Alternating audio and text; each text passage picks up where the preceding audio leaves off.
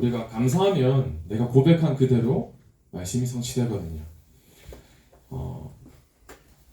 이제 대부분 우리나라 사람들은 연락을 할 때 이제 요즘은 뭐 문자 메시지가 아니라 카카오톡으로 하잖아요. 일본 사람들 같은 경우에는 우리나라 네이버에서 개발한 라인이라는 어플을 쓴다고 하더라고요. 우리나라 사람들은 아마 뭐 거의 90% 이상이 카카오톡이라는 매체로 연락을 하고 있어요. 그러면 카카오톡으로 소통을 하는데 여러분들 거의 휴대폰 없는 이제 1학년 친구들도 있지만 대부분이 이제 카카오톡이 있을 거예요. 근데 그래서 재밌는 걸 찾았어요. 20, 30대 가운데서 여자한테 인기 없는 남자들의 카카오톡 프로필 유형이 있다고 합니다. 잘 들어보세요. 여자 랩런트들 입장으로서 한번 들어보세요. 또 남자 랩런트들은 내가 여기에 속하고 있나? 한번 생각해보세요. 첫 번째, 여자한테 인기 없는 카카오톡 프로필 유형. 애니메이션 사진이라고 합니다. 이제 애니메이션 주인공이 카카오톡으로 있는 경우에 왜 싫냐 했을 때 조금 거리감이 든다 라는 대답을 여성분들 하셨더라고요. 자, 두 번째, 축구 선수 사진. 맞나요? 여자분들? 잘 몰라가지고 축구 사진 같은 경우에는 축구를 좋아하는 여성은 드물어서 자신이 모르는 선수를 해놓으면 관심이 안 간다 라고 되어 있대요. 자, 세 번째, 여자 아이돌 사진. 왜 그런가 해서 대화를 하면 뭔가 여자와 대화한다는 느낌이 들어서 싫다는 거라고 대답을 했습니다. 네 번째, 증명사진이 프로필 사진 되어 있으면 또 싫고요. 뭐가 되게 싫은 게 맞나요, 선생님? 네. 증명사진이 프로필 사진 되어 있으면 왜 그런가 했을 때 뭔가 느낌이 고집스러워 보인다는 거예요. 그럼 무슨 사진 해야 될지 모르겠어요. 다섯 번째는 아무 사진이 없는 프로필. 보면서 좋은 사람이거든요. 저 사람 프로필 아무도 없어요. 보니까 왜 그런가 했을 때 사회에 완전 관심이 없어 보인다. 내가 그런가? 맞나요? 그럼 무슨 사진을 해야 되는 것이 도대체? 보면서 그런 생각이 드는데 카카오톡에 보면 상태 메시지가 뭘 의미하냐? 여러분들 카카오톡 들어가면 상태 메시지를 입력하세요 되어 있잖아요. 이제 나의 기분을 드러내는 거예요. 뭐 오늘 사진이나 또 나의 기분 감정을 드러내잖아요. 사람들이 이제 카카오톡이라는 매체를 통해서 그 사람의 기분이나 또 생각이나 어디에 조금 중심이 있는지를 이 상태 메시지, 이 상태에 따라서 판단을 하기도 하고 생각을 하기도 합니다. 이 상태가 왜 중요하냐 했을 때 그 사람의 기분과 생각이 곧 그 사람의 삶이란 말이에요. 나의 지금 상태는 어떤지 렌트대에 한번 점검해 봐야 돼요. 교회가 여러 가지 이런 저런 일로 인해서 격리되기도 하고 약간 어수선한 분위기 있었단 말이에요. 근데 이 시점 속에서 내 상태가 지금 어느 정도의 수준인지 오늘 예배를 드리면서 점검하는 시간 되기를 바랍니다. 내가 청소년이기 때문에 뿐만 아니라 육신에 대한 상태도 중요해요. 나의 밤에 대한 습관이 어떤지 예배 드리기 전에 나는 몇 시에 잠을 자지? 당연히 새벽에 잠을 자면 예배에 오면 졸릴 수밖에 없잖아요. 잠뿐만 아니라 건강도 너무 중요한 거예요. 청소년은 건강해야 된단 말이에요. 육신도 자라야 되기 때문이에요. 그러면서 점검해야 될 상태가 어구가 이상할 수도 있는데 정신 상태도 참 중요합니다. 2021년도 상반기에 10대 여성 청소년들 대상으로 해서 우울증에 관련된 조사를 우리나라 통계청에서 했습니다. 그런데 1년 사이에 여성 청소년 10대 우울증이 2.21배 증가했고 또 10대 남성 청소년은 1.45배 정도 1년 동안 증가를 했다고 합니다. 그러면서 코로나 시기 때 청소년들이 겪는 어려움 가운데 자살에 대한 통계도 너무 올라간 거예요. 여성가족부에서 지난 1월 8일 날에 조사를 했는데 전년 대비 자살률이 여성은 10.3%가 증가를 했다 하더라고요. 그 사람들이 코로나 때문에 사람들이 우울하고 정신 문제가 더 생기고 한다고 하는데 물론 맞는 말일 수도 있지만 코로나 예전에도 우리나라의 자살률은 OECD 국가 가운데 1위였단 말이에요. 지금 청소년 자살률만 해도 OECD 국가에서 1위를 하고 있어요. 그럼 왜 그런가 했을 때 사람들이 여기에 문제가 오는 거예요. 내가 아침에 눈을 뜨고 또 공부를 하고 학원을 가고 학교를 가고 친구를 만나고 많은 것을 하지만 집에 돌아오면 뭔가 우울한 거예요. 왜 그런가 했을 때 사람을 많이 만난다고 해서 나의 뭔가 빈 마음, 여자친구를 만난다고 해서 남자친구를 만난다고 해서 내 마음에 이 뭔가 허한 마음은 채워지지가 않는다고 통계마저도 얘기를 하고 있는 거예요.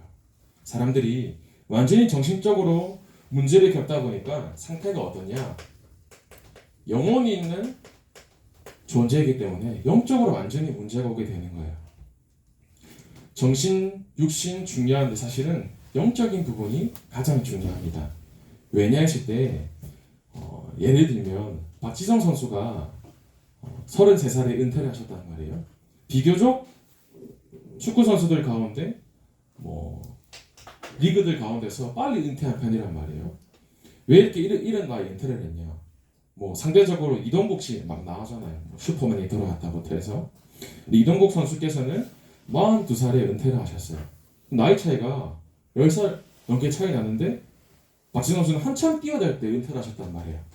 왜 그런가 했을 때 무릎이 더 이상 걸을 수 없는 지경이기 때문에 은퇴를 한 거예요. 두 개의 심장이라고 할 만큼 그렇게 막 뛰어다녀도 막 힘들지 않다고 할 정도로 체력이 너무 좋은 박지성 선수였는데 무릎이 아파서 병원에 가니까 무릎에 뼈가 구멍이 엄청나게 많이 뚫려 있는 거예요. 무릎이 닳아가지고 아무리 신장이 좋고 체력이 좋아도 무릎 하나 때문에 33살이라는 이른 나이에 은퇴를 하셨단 말이에요. 그 말이 뭐냐? 내가 아무리 육신이 건강하고 정신적으로 멘탈이 강하다 하더라도 만약에 영적인 부분 하나가 안 된다면 이 부분은 무너질 수밖에 없는 구조인 거예요. 그래서 여러분들의 영적 상태가 제일 중요한 겁니다. 그러면 이 영적 상태를 살리는 시간이 언제이냐? 지금 드리고 있는 예배의 시간이 여러분들의 영적 상태가 살아나는 시간인 줄 믿습니다. 그래서 여러분들이 오늘 예배 드리는 시간, 나의 영적 상태를 다시금 회복해야겠다. 예배 드리는 시간, 하나님께서 나에게 원하시는 것을 붙잡는 귀중한 예배의 시간 되어야겠다. 여러분들이 말씀을 붙잡고 승리하기를 바랍니다. 만약에 내가 영적 상태가 하나님 말씀으로 늘 힘을 얻고 있다. 그 렘넌트는 반드시 나의 과거나 문제나 어제도 감사가 되어질 줄 믿습니다. 근데 만약에 내가 영적으로 힘을 누리지 못하고 있으면 무엇이든지 간에 불평불만인 거예요. 나는 왜 이래? 우리 집은 왜 이래? 엄마 아빠는 왜 이래? 불평불만할 것밖에 없는데 내가 만약에 영적으로 상태가 영적인 힘을 매일 얻고 있다. 그러면 너무 감사한 거예요. 내가 우리 가정을 만나서 그리스도를 깨달았구나. 내 힘으로는 할 수 없는데 그래서 나에게 하나님이 필요하구나. 내 힘으로는 무엇이든지 불가능하지만 그리스도께서 나와 함께 하시면 가능하구나. 감사로 고백되어지는 겁니다. 그러면 첫 번째로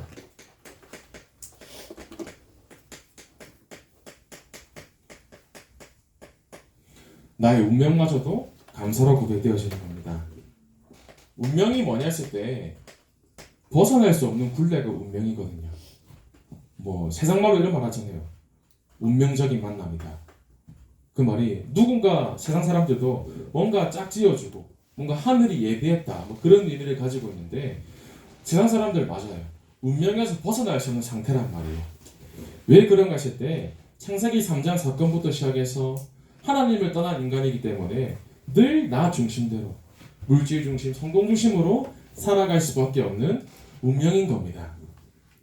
사단이 이것을 계속해서 여러분들에게 속이고 있는 거예요. 도둑이 도둑질할 때 가장 중요한 게 뭐냐? 돈을 많이 훔치는 거? 아닙니다. 도둑에게 가장 중요한 게 뭐냐? 안 들키는 게 제일 중요해요. 내가 많은 돈을 훔쳐도 들키면 마지막 도루묵이잖아요. 도둑의 최종 목적이 뭐냐? 많이 훔치는 게 아니라 안 들키는 거란 말이에요. 들키지만 않으면 언제든지 훔치는 건 가능하잖아요. 사단의 목적이 무엇이냐? 우리를 속이는 것을 넘어서서 사단의 존재를 모르게 하는 것이 사실 사단의 최종 목적인 거예요. 내가 하루를 살아가고 예배를 드리지만 사단은 예배가 습관처럼 느껴지게 하고 예배를 드리는데 말씀이 한 귀로 들어갔다 한 귀로 나오고 말씀이 내 것으로 붙잡아지지 못하게 하고 교회는 다니지만 늘 나 중심, 물질 중심, 성공 중심 속에 살도록 만드는 게 사단의 최종 목적인 거예요. 그래서 우리가 이 사단에 대한 존재를 분명히 알아야 되는 겁니다. 불신자도 뭐 여러분들이 원하는 대학 가는 거, 또 몸 안 아프게 해주세요, 건강하게 해주세요, 뭐 좋은 사람 만나게 해주세요. 불신자들도 하는 기도란 말이에요. 근데 그거는 예수님 안 믿는 사람이 더 잘하는 거란 말이에요. 나는 예수 믿는데 왜 계속 어려울까? 나는 교회를 다니는데 나에게 왜 계속 문제가 오지? 이럴 수가 있단 말이야. 그런데 하나님 자녀라면 이 중고등 시절 속에 하나님을 제대로 알고 또 사단을 제대로 알아야 돼요. 우리의 대적이 사단이란 말이에요. 사단이 계속해서 사단의 존재를 까먹게 하는데 분명히 나를 속이는 사단을 알고 사단이 무엇을 원하는지도 분명히 알고 여러분들이 이 운명에서 건져 나왔지만 내 체질은 나도 모르게 계속해서 나 중심으로 성공 중심으로 좋은 대학 가는 학업 중심으로 살 수가 있단 말이에요. 그래서 여러분들이 늘 사단과의 싸움에서 승리해야 되는 겁니다. 그러면 내가 운명에 감사를 하면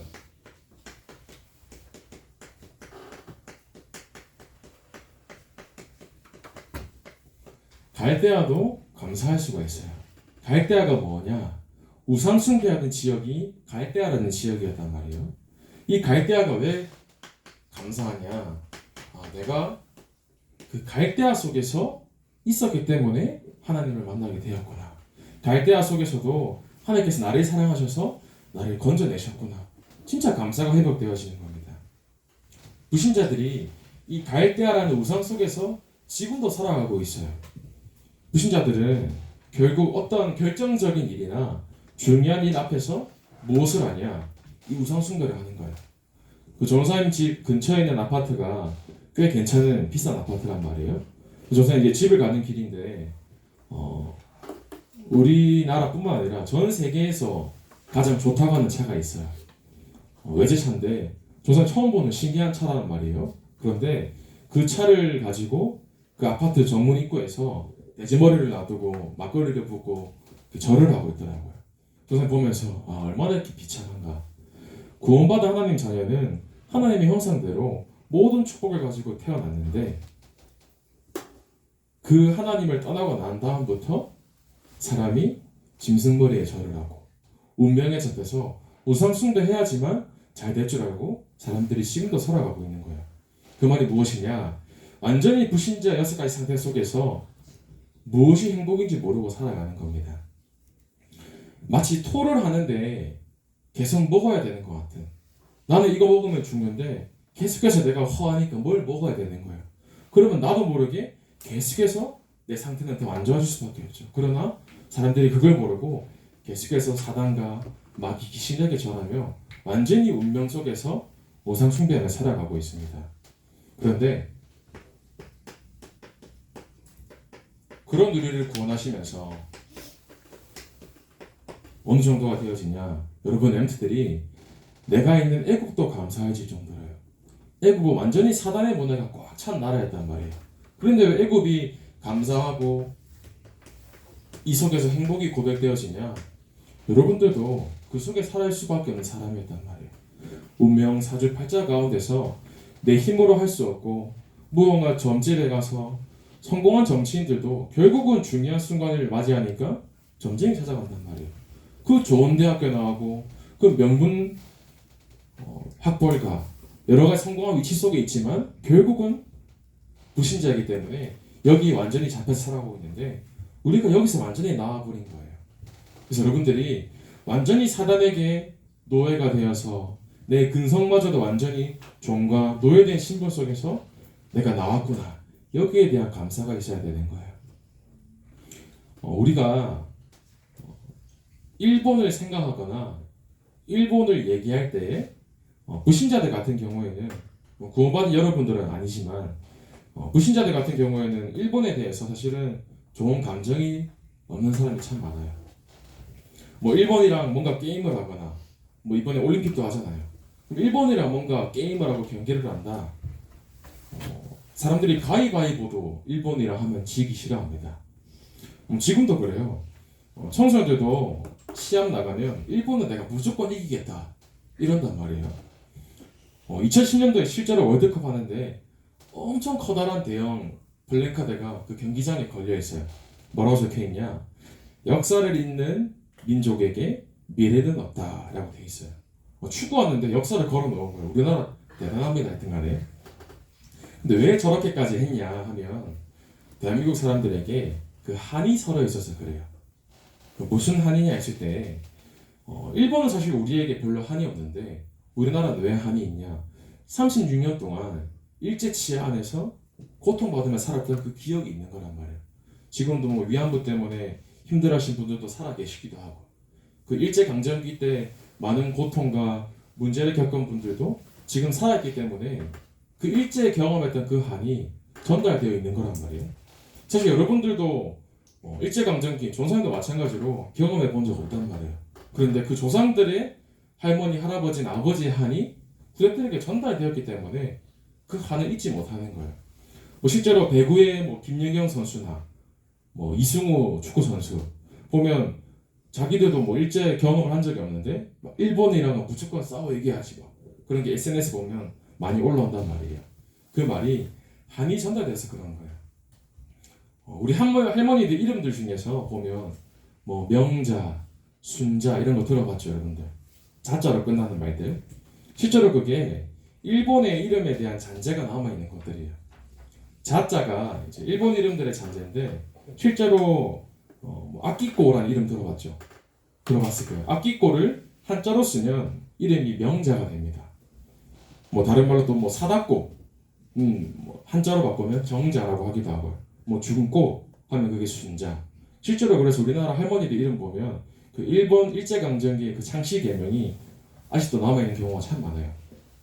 지금이 광복하고 해방한 지 60년이나 지났단 말이에요. 그런데 왜 지금까지도 그런 마음이 있냐? 한이 있는 거예요. 여러분들, 내가 어떤 한이 있어야 되냐면 언약적인 한이 있어야 돼요.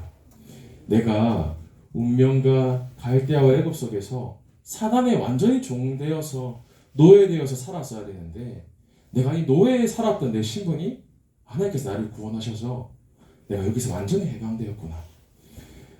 육신적인 인간적인 부분으로도 그런 일제강점기에서 해방되었다. 거기에 대한 한이 있는데 여러분들이 그것보다 더 귀한 구원에 대한 축복을 내가 누렸단 말이에요. 여러분들에게 무엇이 있어야 되냐? 나에게 언약적인 한이 있어야 돼요. 그럼 언약적인 한이 무엇이냐? 내가 결국 늘 말씀 속에서 힘 얻는 거야. 나의 사명이 무엇이 되어야 되냐? 하나님께 예배 드리는 게 나의 사명이 되어야 돼요. 물론 이제 요즘은 코로나 시기 때문에 몸이 좀 아프고 하면 조심하고 쉬어야 되는 게 맞아요. 근데 그것 말고 예배가 소홀히 되어지면 그 사람이 하나님 보시기에도 소홀한 사람이 될 수가 있어요. 내가 예배 드리는 이 시간이 그냥 앉아서 드리는 예배의 시간이 아니라 하나님께서 나에게 원하시는 것을 발견하고 회복해야 되는 귀중한 시간이 되어야 될 줄 믿습니다.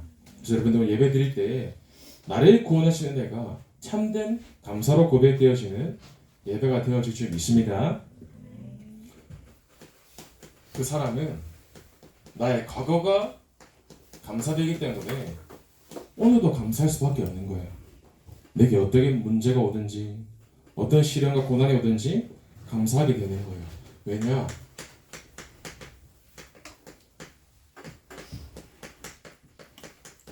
하나님께서 우리에게 값없는 축복을 주셨단 말이에요. 하나님께서 내게 주신 이 은혜가 얼마나 감사한지. 저도 한번 얘기한 적 있잖아요. 조사님이 작년 4월에 결혼했는데 결혼식 가니까 이제 오랜만에 보는 친구들이 근황을 묻잖아요. 친구들이랑 매일 연락할 수 없으니까 전사님이 뭐하고 다니는지 모르는 친구들이 많았단 말이에요. 그 전사님이 이제 결혼식 하기 전에 앞에서 이렇게 인사하려고 서 있는데 친구들이 근황을 물어봐요. 요즘 너 뭐하고 지내냐? 그러니까, 너 교회에 전도사로 있다. 이 친구들이 뭐라고 하냐? 니 같은 놈이 뭔 전도사냐? 이렇게 얘기를 해요. 그 전사님이 또 전사님 말 짓는 편이 아니란 말이에요. 내 같은 놈이 전도사 돼서 니 같은 놈 구원하려고 한다. 저서 이런 얘기를 했단 말이에요. 전사님이 늘 생각하는 게 있어요. 오늘도 새벽에 나와서 기도를 하는데 너무 감사한 거예요. 내가 구원받은 게 얼마나 감사한 일인가. 내가 이 땅 살아가는데 한 번뿐인 인생이란 말이에요, 여러분들. 2번 살고 3번 사는 게 아니잖아요. 한 번뿐인 인생을 살아가는데 내가 구원을 받고 주를 위해 살아간다. 너무 감사한 거예요. 여러분들이 삶 속에서 은혜에 감사가 되어질 수 있습니다. 문제가 해결되어지지 않아도 내 주위에 여러 가지 고난이나 광야가 있더라도 감사가 되어지는 축복을 누리시기를 바래요. 그러면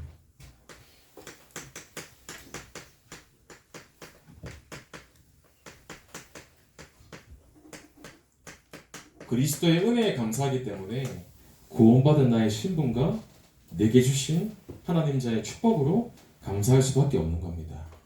문제가 와도 올 게 왔다. 걱정하지 마시고요. 만약에 내가 이 상태가 된다면 갈등이 있을 수가 없어요. 왜냐? 감사밖에 없는데. 만약에 우리가 5억을 내서 10억을 내서 구원을 받을 수 있다. 그럼 지금도 열심히 일하러 가야 돼요. 근데 돈으로 구원을 받는 게 아니란 말이에요.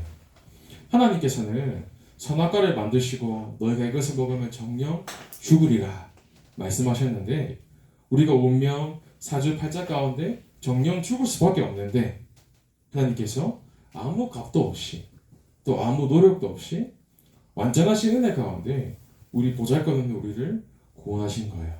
그런데 우리가 불평불만할 있을 수가 없잖아요. 여러분들이 영원한 천국이 보장되어 있기 때문에 내가 늘 감사를 고백해야겠다. 여러분들 실제로 응답을 누리시길 바랍니다. 그러면 하나님이 내게 주신 사명에도 감사할 수밖에 없어요.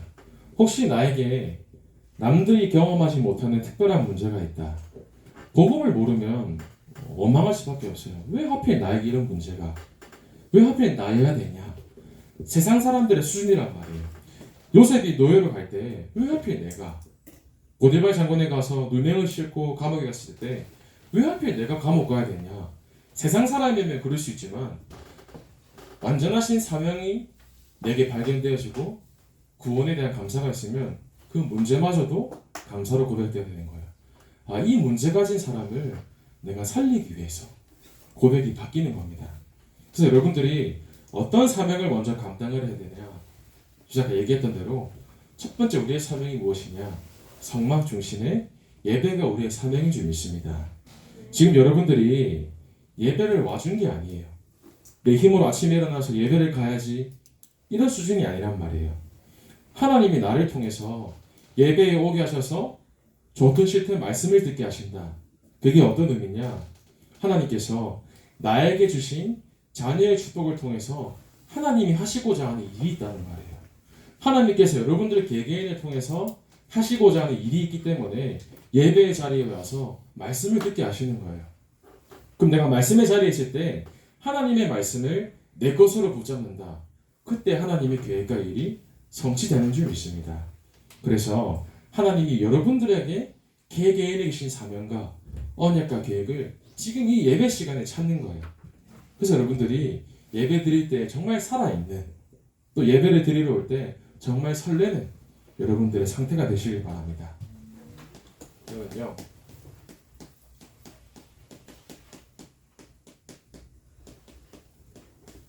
모든 것에 감사할 수밖에 없어요.